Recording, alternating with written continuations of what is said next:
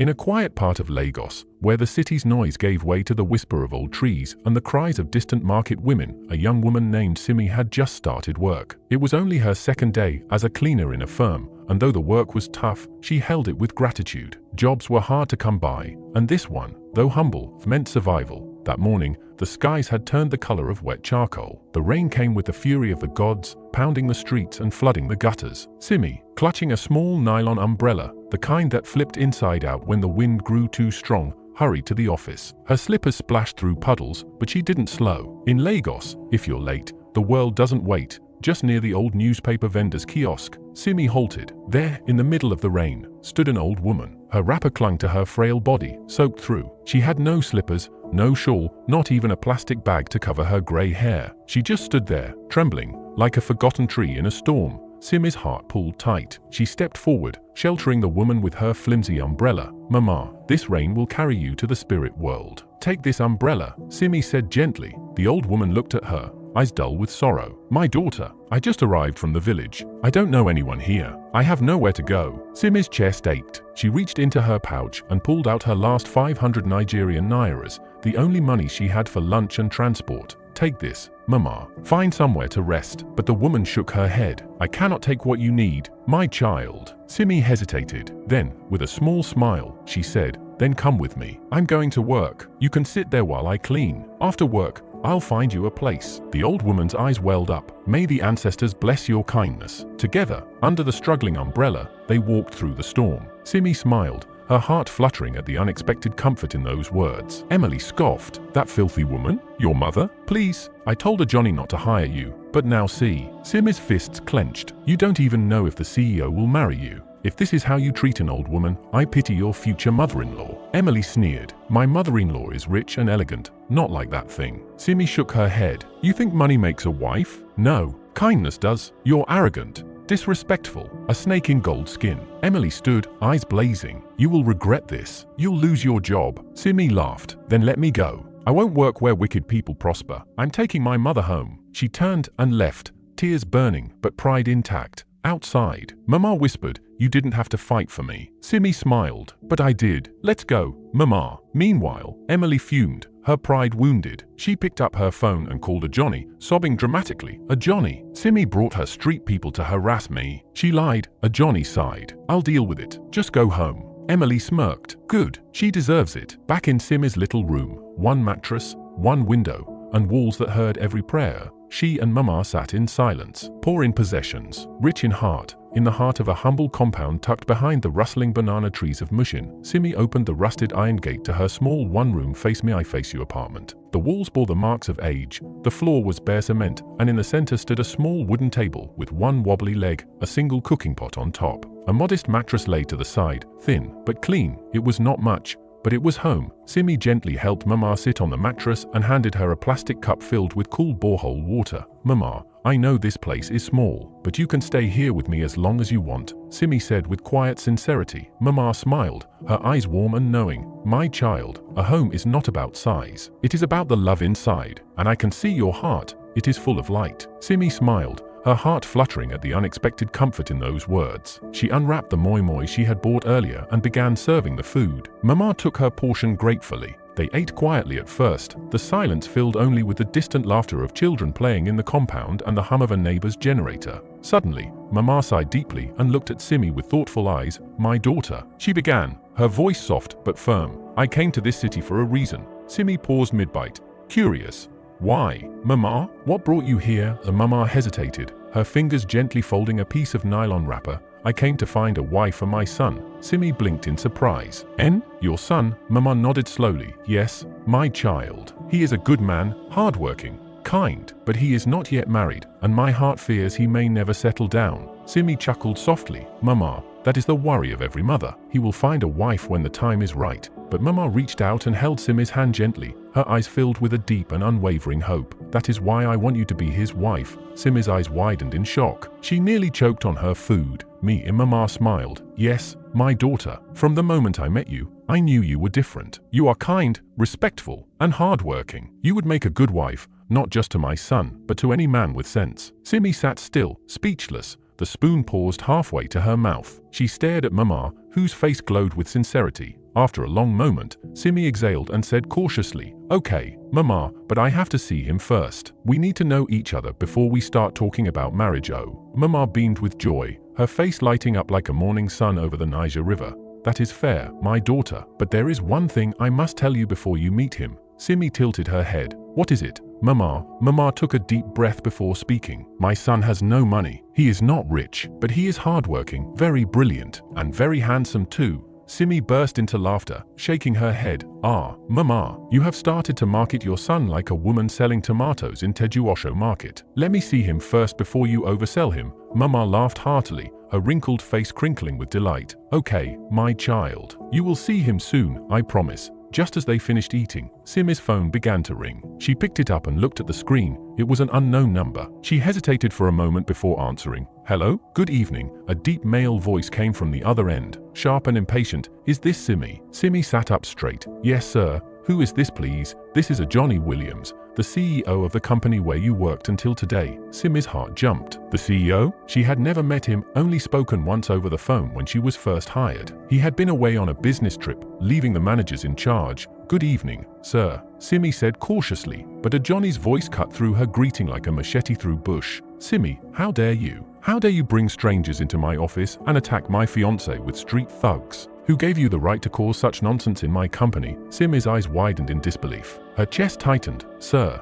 that's not what happened. I swear, I never brought anyone to fight. I only helped an old woman who had nowhere to go." She sat quietly and disturbed no one. "But your fiancé insulted her and threw her out." A Johnny scoffed. "So now you're calling Emily a liar?" Simi's voice trembled, but remained steady. "Sir, I'm only telling you the truth. I've never raised my hand in that office. I just stood up for an elder who was mistreated." There was a long pause on the other end. Then a Johnny said coldly, "You should have called me. You should have waited for me to handle it." Simi frowned. "Sir, with all respect, you were not around, and I didn't know helping an elderly woman required permission. Should I have allowed her to be insulted and do nothing?" A Johnny ignored her question. "You've only been here 2 days, Simi, yet you're already causing drama. That's unprofessional." Simi's voice rose slightly, full of restrained hurt. "It wasn't drama. It was compassion. The woman did nothing wrong. I only gave her a place to sit." A Johnny sighed heavily. "It doesn't matter. Emily says she'll leave me if I don't sack you, and I can't lose her because of a new worker I barely know." Simi felt something break inside her. So this was the kind of man he was, ruled by a woman who wore pride like perfume. She let out a bitter laugh. "Sir, with all due respect, I am not surprised. You are a grown man, yet you cannot make your own decisions. A whole CEO, behaving like a woman rapper." A Johnny inhaled sharply. "What did you just say?" "You heard me, sir. Keep your job. I don't need it." Before he could say another word, Simi ended the call and dropped the phone beside her. She closed her eyes and took a deep breath. Angry? Yes, but also free. Mama, who had been watching silently, placed a gentle hand on her shoulder. "My child." "Who was that?" Simi forced a smile. "My boss, Mama. He fired me." Mama gasped, her face wrinkled with guilt. "Because of me?" Simi nodded gently. "Yes, Mama. Emily lied to him, and he believed her? He said he had to choose between me and his fiancée, and he chose her." Mama's eyes welled with tears. "Oh, my child. I am so sorry. I am the reason you lost your job." But Simi shook her head quickly, her voice full of calm resolve. "No, Mama. Don't think that way. If I lost my job for standing up for you, then I have no regrets. I'll find another job. This one wasn't meant for me." Mama sighed deeply, a hand pressed to her heart. "You are too good to suffer like this, my daughter. The gods will not forget you." Simi looked away, blinking fast to keep the tears at bay. But in her heart, something had shifted. She had lost a job, but gained a mother. Simi smiled gently. "Don't worry, Mama. Jobs come and go. But what matters most is doing the right thing. I have no regrets." Mama squeezed her hands, eyes soft with gratitude. "May the heavens bless you, my daughter. You will never lack in this life." Simi smiled again, but inside, a quiet storm brewed. She had bills to pay, rent, food, and now Mama to look after. She couldn't afford to be without a job for long. The room fell into a heavy silence. Outside, the hum of Lagos traffic drifted in through the cracked window. Simi sat deep in thought, replaying the call with a Johnny. Meanwhile, Mama seemed to be battling thoughts of her own. Suddenly, Mama's phone rang. Simi turned sharply. It was the first time she had noticed the phone, a sleek, high-end smartphone, the kind you don't just stumble on if you're fresh from the village. Mama answered quickly, her voice calm and respectful. "Hello, my son. You've returned? From the trip? Ah, thank God. Are you okay? Simi could hear the deep male voice on the other end, slightly hoarse, weak. I'm not feeling too well. Mama, please, come home. I need to see you. A flicker of worry crossed Mama's face. Okay, my son. I will come tomorrow morning. You must rest. God is in control. She ended the call and rested the phone on her lap. Simi, watching closely, asked softly, Mama, who was that? Mama smiled. My son. He just returned from travel and said he's not feeling too well. He wants me to come over tomorrow. Simi leaned forward, concern written all over her face. Mama, I'll go with you. If he's not well, you shouldn't go alone. Mama gently waved the idea off. No, my child. Don't worry. When the time comes, I will call you to come over, but not now. Simi nodded slowly, her eyes falling back on the phone. It was still bothering her. Mama, this phone, it's expensive. How did you get such a phone when you said you came from the village with nothing? Mama blinked, then gave a nervous chuckle. My dear, you know there's no steady light where I stay, but I love one TV show I never want to miss. So my son, kind boy, he saved up and bought me this phone so I can watch it anytime, even when Nipa misbehaves. Simi couldn't help but laugh. Chai, Mama, your son really loves you. Oh, just for a TV show? That's sweet. Mama nodded proudly. Very thoughtful boy. You will like him when you meet him. Simi shook her head, teasing. Mama, allow me to see him first before you start matchmaking me, big. You're praising him like a market seller. They both laughed, warmth returning to the small room. The next morning, Mama was up before dawn. She packed a small bag and tied her scarf. Simi helped her, hugging her tightly at the door. Call me as soon as you get there. Mama, I will, my daughter. God bless you. Simi watched from the window as Mama disappeared into the early morning mist. Mama arrived at the mansion. The mansion was massive, guarded by tall black gates and uniformed security men. Mama, still in her simple ankara and old slippers, stood patiently at the gate. One of the gatemen eyed her with suspicion. He pressed the talk button on his walkie-talkie. Hello, Ma. There's one old woman at the gate asking for Ogre. A moment later, the gate buzzed and opened slowly. Out stepped Emily, elegantly dressed, high heels clicking on the pavement, lips painted like she was heading to a fashion show. She stopped short when she saw Mama, her face twisted in disgust. You again, she hissed. You foolish old woman. What are you doing here? Mama stood straight, her back aching from travel, but her voice was sharp. I came to see my son. Emily let out a cruel laugh. Your son? You day craze. You don miss road go your beggar son's compound. Not here. Or maybe your village people sent you to spy on me? She stepped closer, her voice low and mocking. Well, hear me well. This is my husband's house. Stay far away, or you'll see what I'll do. She turned on her heels, tossed her hair, and spat one final warning. Don't ever come here again. Then she slammed the gate in Mama's face. A mother's pain. Mama stood frozen, heart pounding. Her legs trembled as she pulled out her phone and dialed her son, a Johnny. Her voice was trembling. Come home now. I am at your gate, and I have never been this insulted in my life.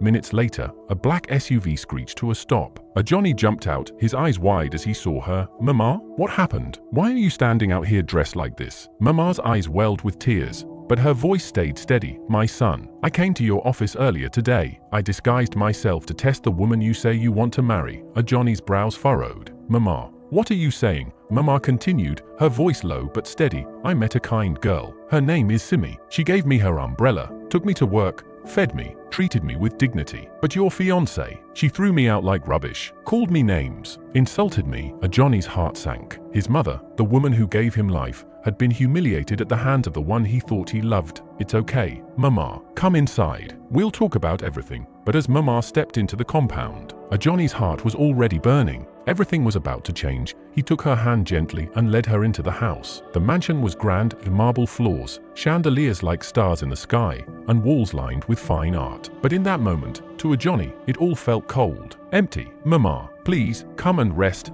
he said softly. Take a bath, eat something. You must be tired. Mama nodded, her old wrapper rustling as she stepped inside the guest room. The weight of the journey, the humiliation, the confrontation, it all rested on her shoulders. But now, she could finally breathe. Meanwhile, a Johnny sat alone in the living room, his fists clenched. His head was pounding, but not from tiredness, from betrayal. The woman he planned to marry had thrown his mother out like a common beggar. His own mother. Then, click, clack, the sharp sound of heels echoed from the entrance. Emily waltzed in, her gown hugging her body like it was stitched by pride itself. Babe, she called out, grinning. Did you see that dirty old woman outside? Can you imagine? She said she was your mother. These villagers, always looking for one opportunity or the other. You really need to warn your gatemen. Johnny's head slowly turned toward her. His eyes had changed. The fire in them was no longer passion. It was ice. Cold. Quiet. She is my mother. Emily froze, her smile disappearing like rain on hot zinc. What? Johnny stood up. Slowly, his posture calm, but his voice thundered without volume. Don't ever in your life speak about my mother like that again. Emily let out a dry laugh, weak like cracked ground. Oh baby, I was just joking, N.A. I didn't know she was really your. Johnny cut her off. That's the problem. Whether you knew or not, you spoke from your heart. The kind of woman who treats the elderly like trash can never be my wife. Emily tried to reach for his hand. He stepped back. Johnny, please. I swear I didn't mean it. I didn't want you to think I wasn't protecting our home. Our relationship, I trusted you, Johnny said, voice now heavy with emotion. And because of your lies, I sacked an innocent girl, Simi, a girl who showed more humanity to my mother than you ever could. That was the final straw. Emily's voice cracked. Johnny, please, don't do this. After all we've shared? After everything? Pack your things, he said coldly, and never return to this house. We are done. Emily's mouth fell open. Rage swelled in her chest. You are a foolish mama's boy. You'll never find a better woman than me. Johnny said nothing. He didn't blink. He watched as she grabbed her bag and stormed out. The door slammed behind her, but this time, it brought peace. He exhaled deeply. The house had never felt so quiet. Just then, Mama stepped out of the guest room, dressed in a clean Ankara blouse and wrapper, her face calm but wise. My son, she said gently, I hope now you see clearly, that girl was not your wife. Johnny nodded slowly. Mama, you were right. Love without respect is nothing. Any woman who insults you is not for me. Mama sat beside him, her eyes twinkling with something more. There's something you need to know. When I was with Simi, I tested her too. Johnny raised a brow. I told her you were just a struggling, kind-hearted young man, living in a face-me-I-face-you house in Mushin. I wanted to see if she would still agree to meet you. Johnny blinked, then laughed. Mama, you made me sound like I was selling a car on the roadside. Mama laughed too. I had to be sure, but that girl, she passed. She even warned me not to praise you too much. Said I was selling my son like market tomatoes. Johnny chuckled again, but his eyes became serious. Still, Mama, talk is cheap. People wear masks. I want to see if she'll love me when she thinks I have nothing. Mama nodded slowly. So, what's your plan? Johnny leaned back and smiled. I will act poor. I'll meet her not as the CEO, but as a hustler. If her heart is real, I will see it. Mama grinned with pride. But you can't bring her here. One look at this mansion, and the game is up. You're right. Johnny agreed. Give me her number. I'll call her myself. Mama scrolled through her phone and read the number. Johnny saved it, stared at it, then dialed. The phone rang. Hello? Simi's voice came through, soft and curious. Johnny cleared his throat, adjusting his tone to sound humble. Good evening. Am I speaking with Simi? Yes, this is Simi. Who's speaking? Please? My name is Johnny. My mother told me about you. She said you helped her, and you wanted to meet. Simi's voice lit up, gentle but genuine. Oh, she told me about you too. Said you're hardworking and honest. Johnny smiled. I try my best. There was a pause. Then Simi said warmly, so, when do we meet? Johnny thought for a moment. How about tomorrow, under the big mango tree beside Ohota Park? Simple place. Quiet. Simi smiled on the other end. That sounds perfect. He needed a place that matched his poor man disguise. He couldn't take her to a fancy restaurant. That would scatter his whole plan. So he thought of a small park, just behind the main market in town. Quiet, with a few old benches beneath mango trees. There's a park not too far from the main market, he told her. It's peaceful. We can sit and talk there. Would that be okay? Simi didn't hesitate. Yes, that sounds fine. What time should we meet? Let's meet by 2 p.m., so the sun won't be too hot. All right, she replied. I'll be there. Thank you, Simi. I look forward to seeing you. Same here. Johnny, have a good night. You too. He ended the call, placed the old phone down, and sighed deeply. His mother, who had been silently watching him from the doorway, smiled knowingly. She agreed without any warala. She said. Johnny nodded. She did. That's a good sign, his mother said, patting his hand gently. My son, I pray you find what your heart is searching for. Johnny smiled slightly. Tomorrow will tell. That night, as he lay on his mattress under the slow-whirling ceiling fan, he kept thinking of the meeting ahead. He had never done something like this before, pretending to be someone else. But he had to know her heart. The next morning, Johnny woke up early. He dressed himself with care, faded jeans, a plain white t-shirt, and old sneakers. He left his designer wristwatch and sleek phone behind. Instead, he carried an old cracked phone and wore his late father's local wrist beads. By 1:40 p.m., he was already at the park. He chose a quiet bench under a mango tree and waited. heart racing. By exactly 2 p.m., Simi arrived. She wore a simple blue gown and brown sandals. Her hair was braided neatly, and she had a calm glow about her. She scanned the park until her eyes met a Johnny's. He stood up and waved. She smiled. "You must be a Johnny," she said, sitting beside him. "And you must be Simi," he replied with a warm grin. They sat for a moment, the wind rustling gently through the trees. "I don't know why you bear the same name as that foolish boss who sacked me," Simi said, chuckling. A Johnny burst into laughter, trying to keep it light. "Really? Your boss is also called a Johnny?" "Not was, he is. And I will never forget how he fired me over a lie. His fiancée, that woman is the most arrogant person I have ever met. She threw an old woman out of our office like she was dirt. I defended the woman, and instead of asking questions, my boss fired me just like that." A Johnny leaned forward, pretending to be curious. "Ah, that's terrible. What kind of man fires someone without hearing both sides?" Simi scoffed. "A blind, foolish man who lets a woman control his thinking. Honestly, I pity him." A Johnny tried hard not to laugh again. Maybe he regrets it now. "Well, that's his problem," Simi said, brushing it off. "Let's not talk about that. Tell me about you." A Johnny: "Your mother said a lot about you, but I want to hear it from your own mouth." "There's not much to say," a Johnny replied. "I'm just a simple man. I do small jobs, car wash, delivery, anything. Life's been hard, but I keep going." Simi nodded thoughtfully. "I respect that. Do you have dreams?" "Of course," he smiled. "One day, I'll own my own business. Something that will last. Something that will make my mother proud." Simi's eyes softened. "She truly loves you. I could see it in her face when she spoke about you." A Johnny looked down, touched. "She raised me alone, gave up everything. I owe her my life." Simi smiled. "That's why I agreed to meet you. Any man who values his mother is worth knowing." A Johnny felt warmth swell in his chest. They continued talking about life, struggles, dreams. Simi shared how she had finally gotten a job after months of searching, only to lose it after 2 days. Time flew. The sun began to set, casting a golden glow across the park. "I really enjoyed today," a Johnny said. "Me too," Simi replied. "You're different." A Johnny: "I like that." The twist of fate. The next morning, thinking about their meeting, she was smiling when her phone rang. It was an unknown number. "Hello? Good morning," the voice said. "Is this Simi? I'm calling from Zenith Group. On behalf of the CEO, Mr. Ajoni, we would like to offer you your job back. Not only that, but a new position as his personal assistant. The boss has realized his mistake and wants to make things right." Simi was stunned. "Sir, I don't even know what to say. You don't have to decide now, but the offer is open. We hope you'll consider it." She wanted to say no, but the bills were piling up and jobs weren't falling from trees. She took a breath. "Okay, I accept." "Wonderful. Please resume tomorrow." She hung up, still dazed. Then she dialed her mother. "Mama, they called me back. Oh, my old company. They apologized and offered me a better position." "Ah, my daughter. Didn't I tell you? Good things come to good people. I'm so proud of you." Simi laughed,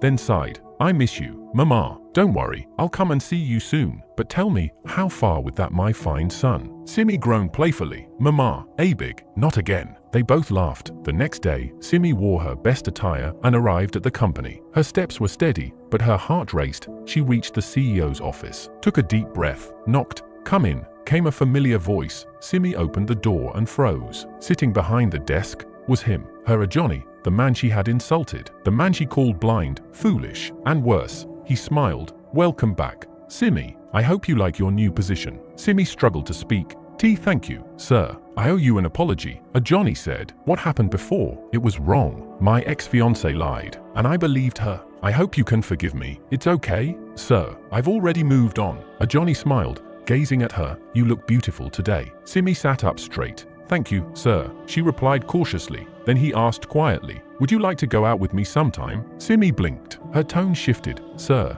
if this is why you re-employed me, then I'll resign today. I can't mix work with this." Ajoni raised both hands. No, it's not like that. I'm sorry. I admire you, but I won't bring it up again." She studied him, then gave a small nod. "All right, I want to focus on my work." That night, Simi got home and collapsed on her bed. Her heart was not settled. She picked up her phone and dialed Ajoni. "Babe, how are you?" His voice came warmly. Simi sighed. "Ajoni, I don't like my boss. I don't feel comfortable working there. I think I want to stop." Ajoni sat up, trying to act surprised. "What happened? Did he do something wrong?" Simi frowned. "I don't even know how to explain it." He apologized, but then, out of nowhere, Simi paced slowly around her room. Phone pressed to her ear. Her voice trembled with frustration. Johnny, I don't understand. Ever since I returned to that office, that man, my so-called boss, has been acting somehow. Complimenting me every time I walk by, calling me beautiful, even asking me if I want to go out with him. Can you imagine? It's just so unprofessional.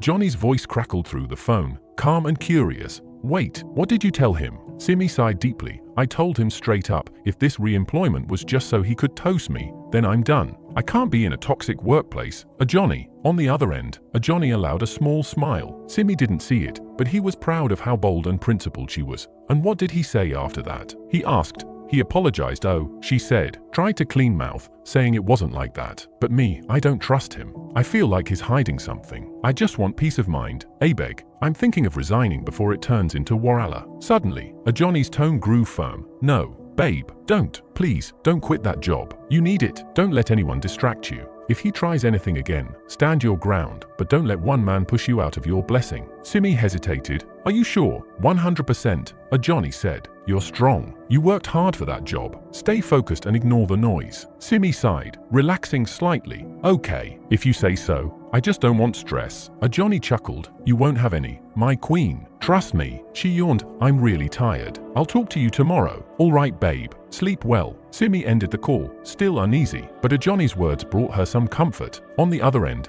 Johnny smiled to himself and gently set his phone aside. A few weeks later, Monday morning at the office, Simi walked in, refreshed and determined. She had chosen to take Johnny's advice, focus on her job and ignore the unnecessary drama. Barely had she settled in when her boss summoned her. She stepped into the office, standing tall. He leaned back in his chair, smiling. Simi, as my personal assistant, you're entitled to some benefits. First, you'll be assigned a company car. Second, you'll be moving into a well-furnished apartment, not far from the office. Simi froze. Her eyes widened. Then, sir, are you serious? Very serious. He chuckled. It's part of your role. You've earned it. Simi beamed, almost speechless, but just then, something shifted inside her. She narrowed her eyes. Sir, I hope this isn't what I think it is. The man raised both hands.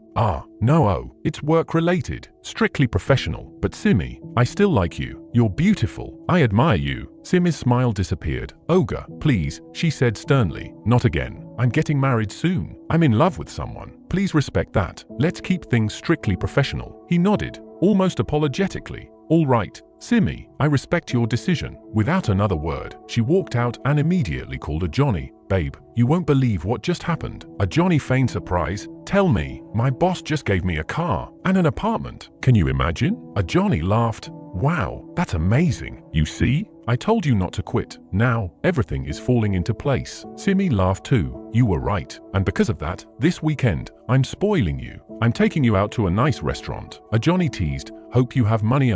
Simi rolled her eyes playfully. Leave that for me. Just be ready. Weekend, an intimate restaurant in Lekki. Simi looked stunning in a simple, sky blue dress. Johnny arrived, and they took a taxi to the restaurant. Laughing and enjoying each other's company, they were ushered to a cozy corner by the window. The ambience was elegant but not intimidating. Simi had chosen the spot with care, classy yet affordable. Over jollof rice, grilled fish, and palm wine, they chatted. Simi felt proud. It was her first time taking a man out, and she wanted it perfect. When the meal ended, she reached into her purse to settle the bill. The waiter approached, smiling. Ma, your bill has been settled. Simi blinked in confusion. By who? It's been paid. That's all I can say. She turned to Johnny. Babe, was it you? Johnny raised both hands. You know my account balance. Struggling man like me? Simi laughed, but she was puzzled. Something didn't add up. Before she could probe further, Johnny set down his fork and looked at her seriously. Simi, I have something important to ask. She leaned in, eyes curious. What is it? He took a deep breath. Will you marry me? Simi's eyes widened. Her heart skipped a beat. Wait, what? Simi, you're the kindest, most real woman I've ever met. From day one, I knew you were special. I want to build a life with you. Tears welled in her eyes. Yes, Johnny. Yes, I will marry you. They hugged across the table. Mama will be so happy. She laughed. She'll say, didn't I tell you my son is perfect for you? Johnny replied. They both laughed heartily. 1 week later, an unexpected truth. Simi was invited to Mama's house. But as the taxi pulled up, her jaw dropped. a massive mansion, pristine streets, expensive cars. She quickly called Mama. Mama, I think I'm lost. Oh, this area looks like Banana Island. Mama laughed gently. You're in the right place, my daughter. Come inside. A smiling security guard let her in. Inside, Simi was stunned. White marble floors, golden chandeliers. This wasn't just wealth. This was serious money. Mama welcomed her warmly. Mama, what's going on? You told me your son was struggling. Mama held her hand gently. Simi, please sit. I need to tell you something. Simi sat, heart pounding. A Johnny is not poor. He's the owner of the company you work for. The man you thought was your boss? Just an actor. A Johnny wanted to test your heart. He wanted to know if you would love him for who he is, not for his wealth. Simi's mouth fell open. You're saying a Johnny is the real CEO? Mama nodded. Yes, my daughter. He never meant to hurt you. He just wanted to be sure. Simi stood up, pacing. Mama, you and a Johnny deceived me. I believed I was helping a struggling man. I even paid for dinner with my last salary. Mama's eyes softened. But you proved your love. You loved him without knowing his status. That's why he chose you. Simi sighed deeply. She was hurt, but she also loved them. After a long silence, she turned to Mama. I'm still angry, but I love you both. I forgive you. Mama clapped her hands in joy and hugged her. A few months later, Simi and a Johnny had a beautiful wedding in Abeokuta. The village came alive with drummers, dancers, and colorful aso-ebi. It was a celebration of love that saw past status, pride, and appearances. Dear viewers, what lesson did you take from this tale? Was it about love, patience, or perhaps the power of character over wealth? Drop your thoughts in the comments. If you enjoyed this story, please give it a thumbs up, share it, and hit subscribe to African Folktale Magic. And don't forget to turn on your notification bell. We've got more enchanting tales coming your way. Until next time, stay blessed.